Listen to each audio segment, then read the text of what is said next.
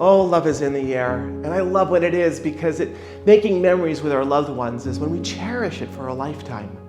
Making sweet treats. The dogs running outside is a great thing in the yard happening. Making arts and crafts, kids' laughter, painting on canvas. The list of festivities goes on and on and on. And I always make it a point to say that it's not what you are doing, it's really who you're doing it with. And spending that time with my girls is as priceless as it gets. Now, speaking from experience, my most prized possessions are those that remind me of the time spent with my daughters, Cielo, Gracie, and my husband, Joey. Our crafts are like tokens of their love and something for us to reminisce on one day.